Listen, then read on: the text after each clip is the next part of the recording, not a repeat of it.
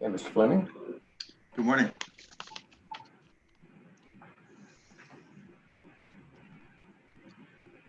You may proceed. Thank you, Your Honor. May it please the court, counsel. I'm here, Lucas Fleming, representing Michael Henderson on this appeal from Judge Burgess's denial of our 3850 evidentiary hearing. And we argued many points in our appellate brief. We want to focus on four, two of which within one, and that's the failure to request a Richardson hearing, ground 10 and ground 14. We spend most of our time with that, and then ground 4, and then ground 15. We'd ask for a reservation of 5 minutes for rebuttal as well.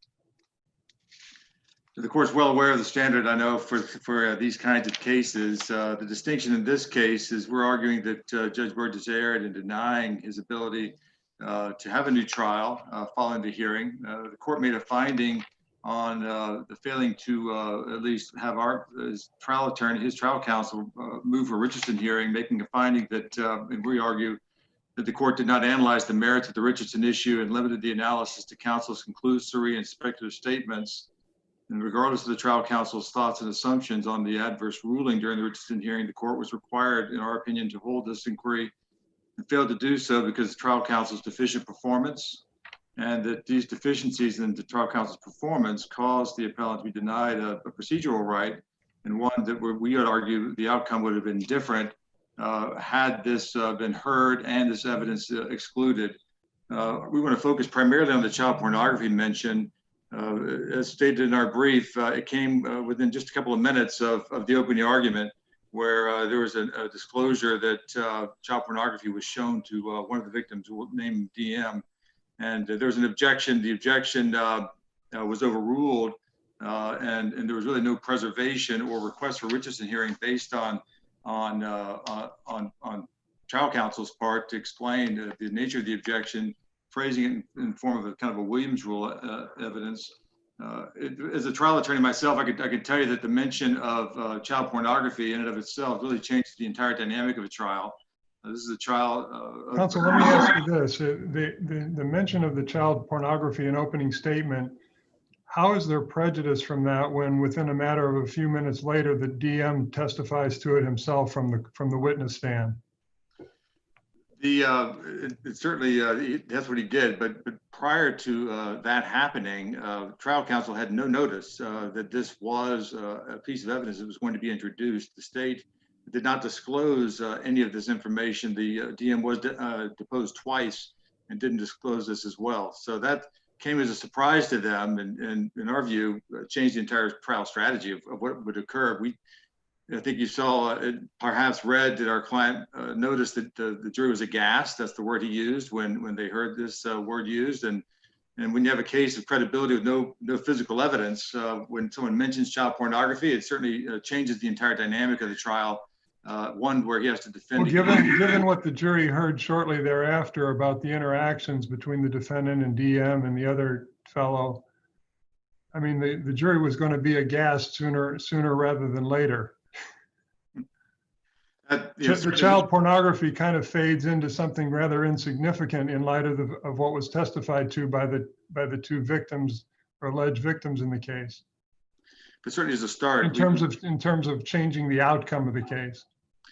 Well, and we certainly understand that that and I'll argue that in one of my other points about the cross-examination of DM. And how that was impacted by the capital sexual battery charge. It was amended, I believe, about 8 days or 7 days before the trial itself. We would argue, though, that the mention of child pornography is a game changer, and at least of what we see in courts. And I know certainly there's testimony about what occurred from these alleged victims. But and there was also testimony in the record, as I recall, from the defendant's son that he was aware that the child pornography was on the defendant's computer. From what we understand, Your Honor, it was pornography itself, not child pornography. Okay, well, pornography that he kept it on his computer under some false address or false label. That all came out in trial, right? That's correct. It did, and we would argue a distinction between pornography itself and child pornography. There may be a distinction, but it's a distinction that's going to change the outcome of this case. It seems to me that with these two individuals and what they testified to, more or less unimpeached. This really came down to whether this jury believed these two people or whether they didn't. And obviously they believed them, because you can scour the record, but it's hard to understand why DM, what possible reason would he have, would a 10-year-old boy have for making up something like this? And that would be something we would like, at least have had the trial counsel had the ability to depose this young man about what, that issue itself with child pornography, how that became aware. There's the courts I know probably very familiar with situations where child pornography can be gleaned or rather quickly from using a search warrant to get the computer to determine if there is that on the computer, both for the state and for the defense. Even if it may well be deleted, it's still there in the files. We do quite a bit of these. We can tell you that is something that could have been kind of considered and figured out before the trial itself, but to be ambushed by this mention of child pornography without any ability to really handle that information, we think threw the trial counsel off to a point where he didn't have an alternative strategy of how to deal with this. I understand what you're saying, but it seems to me kind of speculative as to what might have happened had they known about it. I don't know that they could have kept it out. It goes to whether or not it's intertwined with the actual charges and whether this is part of the grooming process and so forth. And we don't know how the court would have ruled, although it looked like the court wasn't necessarily giving favorable rulings your way. I mean, there's a lot of speculation involved as to what might have happened had they known. In other words, I don't know that they could have kept it out anyway. And like I said, they heard it shortly thereafter out of the victim's own mouth. And we really, certainly the court could have ruled to admit that evidence. We just argued that the Richardson hearing was necessary to at least make that determination at the outset, and it was not. And we think that because of that inability for the court to consider those issues prior to admitting it, that it prejudiced our client from being able to really understand the context of how this can be used in the trial and the reasons why it would be admitted when it wasn't disclosed prior to trial. And it was also candidly, what we would argue, a feature of at least defense counsel's argument in closing. He used the word even kiddie porn instead of child porn, which he thought is even more egregious than use of child porn, but it's something where the state mentioned it again in closing argument. It did become at least part of the case, more so than we argue it should be, because those are uncharged crimes, and it wasn't really the issue of what the evidence was that established the sexual battery or lewd and lascivious molestation charges. If I could, in terms of the next steps of what this was done, and we, at least our argument, and during this time, is that during this entire hearing, the state made the issue, and because the trial counsel we thought was unprepared to show this, our argument is that there was never any ability to cross-examine. He didn't have the ability, or did not cross-examine DM on any of this because he was not prepared to do it. And as a result, that was like an unrefuted testimony that he was left with, having to have the jury hear this. We believe that would impact the jury's ability to find favorably or in a way for our client if it is a credibility issue. It could certainly go to whether or not our client chose to testify or not. And that we think that certainly the mention of that again is rather significant in the context of this trial in particular, when there's no other evidence besides witness testimony, and our client has the ability to hopefully defend himself if he chose to testify, and we'll get into that in a minute as well. Well, there's also, to say there's no other evidence isn't quite the case. I mean, we do have the controlled call where the defendant was urging DM to basically make sure he covered his tracks by deleting all the calls. This isn't just necessarily one man's word versus a boy's word. There is this controlled call, the tenor of which and the actual exchange of which certainly supports the notion that DM's story was credible.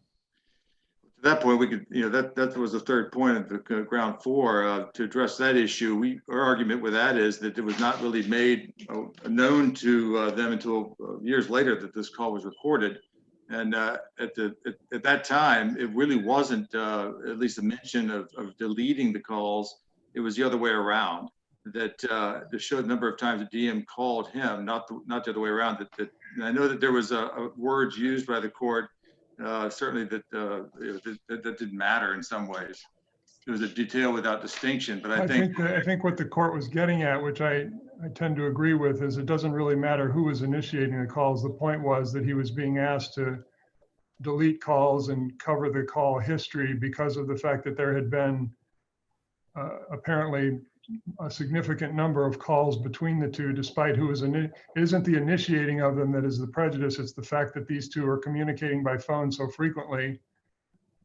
That's the problem. It became at the trial, though, we argue that because it was kind of presented in a way where he was asking to delete the child to delete it, that was used to show that, as opposed to the other way around. And it was an inconsistent statement that could have been used to impeach the detective on how they characterized the communication between the two. I certainly understand what you're saying about that as well.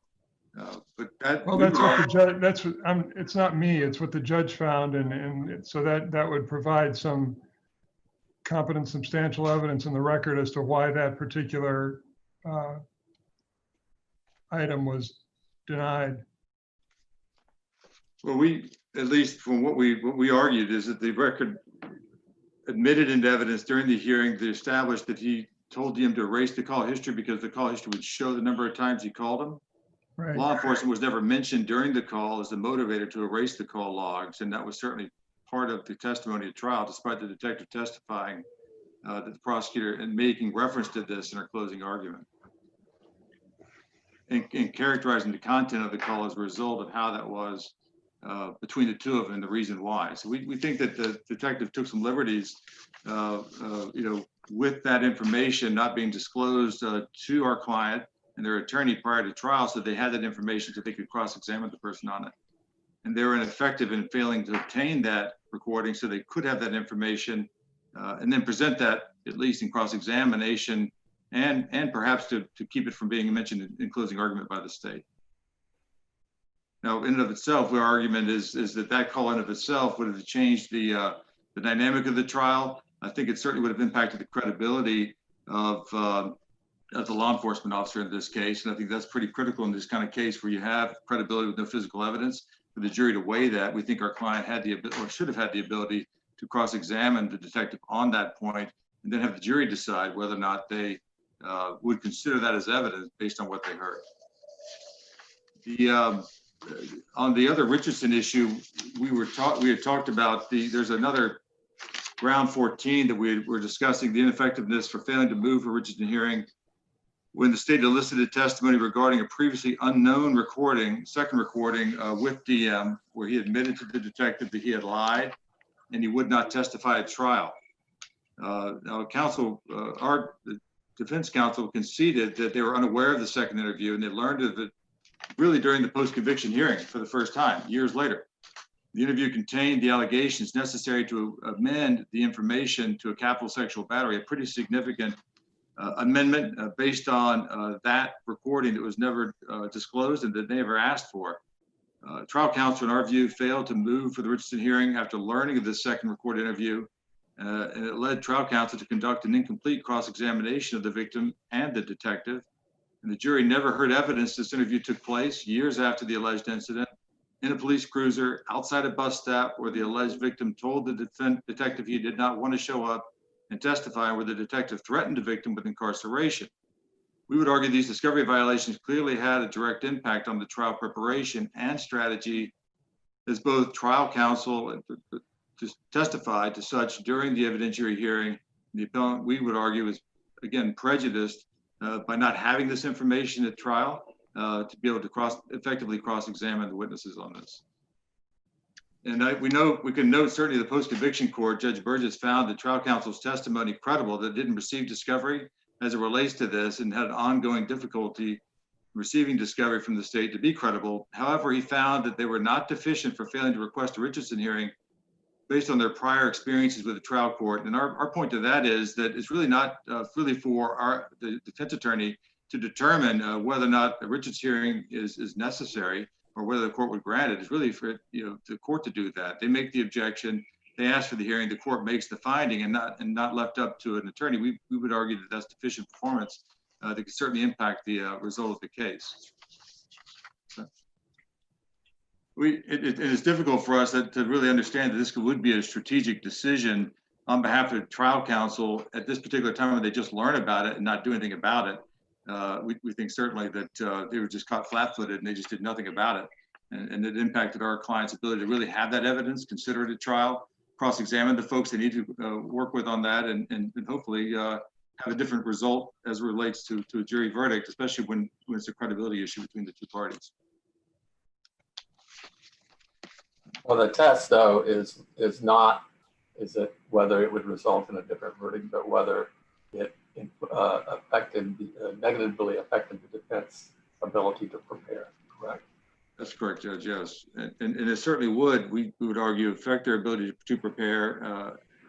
What I'm saying is on a Richardson issue, we don't have to go to that next step. Right. Yes, sir, I understand that. And you're at your 5 minutes, Mr. Fleming. You can use them as you please. Okay, I'll reserve. All right.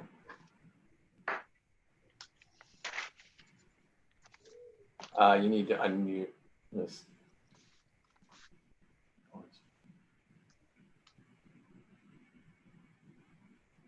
Your microphone is muted.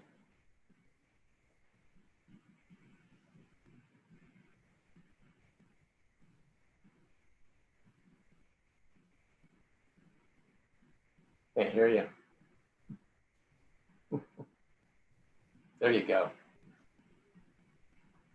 Thank you, Your Honor. May it please the court, opposing counsel. My name is Lindsay Sims Bonensteel of the Office of the Attorney General, and I represent the appellee in this matter, the state of Florida. I'm going to try to follow appellant's pattern here and start with their issue 2, subground number 10. This was ground 10 that was denied in the post-conviction motion after an evidentiary hearing. As to this ground 10, the appellant submits that the post-conviction court used an improper standard to rely on the defense attorney assertions that the Richardson hearing and motion for continuance would have been denied. What the post-conviction court assessed was whether this was a reasonable trial strategy, and it was. There was, and I think that it was represented by opposing counsel. What happened is this issue of whether or not, or whether the defendant showed the victim child pornography was mentioned in opening statement. One of the two defense attorneys, Matthew Wells, objected. He made sort of a Williams rule objection and was overruled. At the evidentiary hearing, he explained that he believed that any more argument on that same basis was moot. He didn't anticipate that it would be granted. He did hint at wanting a motion for mistrial, and he didn't want to pick a fight at the beginning of the trial. We submit that this is a good trial strategy in the heat of a jury trial, to not want to pick a fight and to not keep arguing for something that you're going to lose on. He had on, I'm not sure if it's the same day or the day before, but on December 6th, on the first day of trial, made a detailed motion for continuance. The defense wanted a witness. And it goes on and on for pages where he is asserting that he wants this continuance to get this witness. He does ask the court, and it's granted, to get pickup orders for this witness and other witnesses who they want to obtain for trial. Based on that denial, and let me say, in the denial, trial court says this case has been going on for 3 years. There's been numerous defensive continuances. And at some point, appellant needs to have his day in court. And so after 3 years and 7 continuances, one of which might have been to the state, they denied that. So Matthew Wells, during that objection, during opening statement, he made a reasonable decision to hold off on making the motion for a Richardson hearing.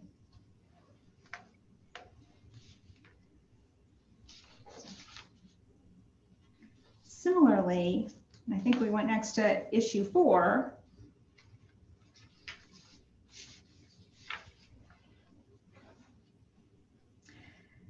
The post-conviction court didn't err as to the claim of ineffective assistance of counsel for failure to obtain the controlled call for impeachment, and there's a claim that it would have been exculpatory.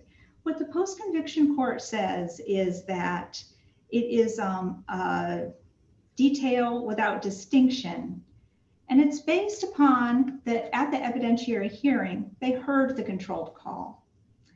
At trial, Detective Hunt testified, and these are her words on page 1475 of the record. He told them to make sure he erased the details on his phone, all of the information as far as a phone call coming in from his phone. State asked, so to erase all the information regarding defendant's phone calling his phone? Detective says yes. State asked, and did he say why he wanted them to do that or why he wanted the victim to do that? And Detective Hunt says, he said since the police can check those records, he wanted to delete them. What happens in the controlled call is the appellant says, make sure you get rid of my number on there because they can always check and see. They can check the phone records to see how often you've called. So they'll see that, you know. This is testimony at the trial that he encouraged the victim to conceal evidence. Now, opposing counsel mentioned that the police were not mentioned there. What's mentioned is they, and there had been a prior question or conversation between the appellant and the victim during the controlled call, where the victim says something like, I'm sorry, I don't have it written down, the police are asking questions. And the appellant says, and the victim says, I told them no. So they were already talking about this police investigation. That was the context in which that occurred. So the statement to delete the phone history could have only gone to the police investigation. Hunt also testified at trial that he didn't make a full-on admission during the controlled call. And that's often what we see during these controlled calls, is police trying to get something like that elicited. He didn't, but he did say, indeed, to conceal the evidence. And also, there was no surprise in his voice.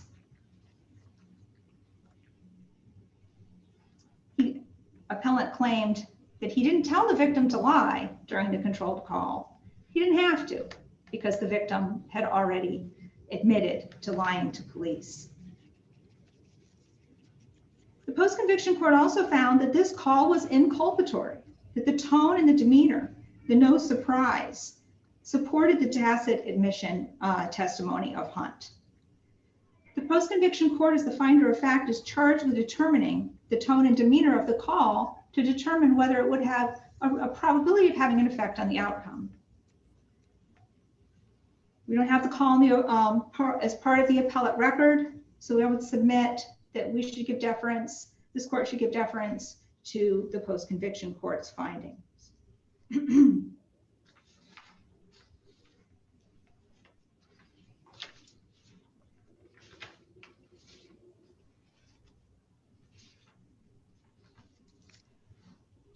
Opposing counsel also raised the issue of the sub-ground 14, ineffective assistance of counsel for failure to depose Detective Hunt or to get a copy of her recorded interview with the victim for impeachment.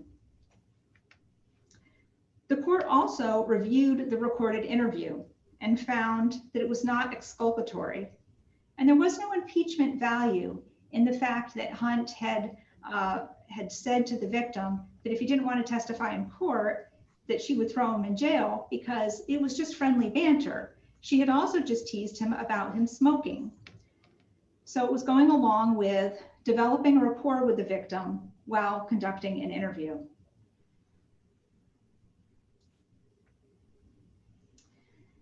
There's a lot made below about the fact that the victim was a two-time liar And if the defense counsel below had only had this information, they would have been able to present that this victim was a 2-time liar.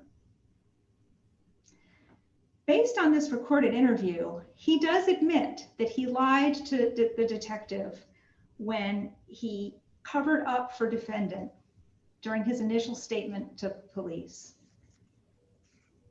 But it's actually horrible evidence for the defense because the victim states, "I was covering for him."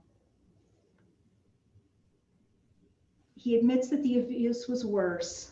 And he also makes some incredibly sad statements, such as that the defendant made the victim into something I wasn't. And that certainly wasn't going to be anything the defense was going to play for the jury. But when you look in the appellate record for this, we can see that the defense made much of this same victim telling a much more serious lie to Detective Hunt. This victim at one point had told Detective Hunt he was mad at appellant that he had sent an email to another boy about appellant's conduct with another third boy. The defense called this child victim in their case in chief to bring this information about this much more serious lie before the jury. And they also called as witnesses the other boys so they could put on the record this challenge to the victim's credibility. Similarly, they called the appellant's son and his son's mother. And the son testified that this was another ground, that there was some surprise to their response about this, that there was pornography on the computer, but that it was just false download. It was just the kind of thing that comes down, and that when defendant saw that, he didn't look at it, he just deleted it or just ignored it. And that was useful for the defense. If there are no further questions, as to any remaining points or issues, we rely on our brief. We ask that this court affirm the post-conviction court's denial of appellant's post-conviction motion. Thank you. Thank you. Thank you, Ms. Sims-Bodenstein. Mr. Kwani? Thank you, Judge. To the point of the first mention of the child pornography, our position is that the appellee's taken the position that the post-conviction court determined that the failure to object was a strategic decision. However, when trial counsel testified during the hearing, they did not specifically state that this was part of their trial strategy. They essentially just waved the white flag and failed to further their objection because they assumed that the trial court would deny any further objections. And certainly as to the argument made that it was early in the trial and when it upset the process, as it relates to a significant piece of evidence that came in, that would not be part of trial strategy to disrupt the proceeding at that particular time to address that issue. We argue that that had he had the right to object and preserve that he would then, that they were woefully deficient in their ability as trial attorneys to have at least a Richardson hearing, have that evidence determined as to whether or not it was prejudicial. I think they said had they had this information beforehand, they could have filed a motion in limine. They could have had the computers evaluated to determine if there was child pornography on them and have that issue decided prior to, instead of just being ambushed at trial. So we think there was significant prejudice that could have impacted and would have impacted the outcome of the trial with that specific information coming in. And we also believe that the post-conviction trial court, as to ground 4, made a factual finding. It's not related to the issues of witness credibility. We thought that the court presumed that the jury would interpret the tone of the call in the same manner as they would, and the jury would not have been influenced by the admission of the control phone call that was put into evidence. We think that would be something within the purview of the jury to do, not necessarily for the court in making that kind of decision. Finally, the essence of this kind of ineffective assistance of counsel claims that counsel's unprofessional errors to upset the adversarial balance between defense and prosecution, that the trial was, in our view, rendered unfair and the verdict rendered suspect. Certainly you're familiar with the Lockhart case, where they analyzed and focused solely on mere outcome determination without attention to whether or not the results of the proceeding was fundamentally unfair or unreliable and defective. The record is, in our view, replete with evidence showing that the appellant's trial was fundamentally unfair given trial counsel's numerous and professional errors, and that the verdict cannot be considered reliable. Post-conviction court erred by denying our client's motion, as the court's rulings are not supported by the record, and the appellant has established ineffective assistance, and we are respectfully requesting a new trial. Thank you, Mr. Fleming. We'll move to our next case, Betrayal Farms versus the Cincinnati Insurance Company.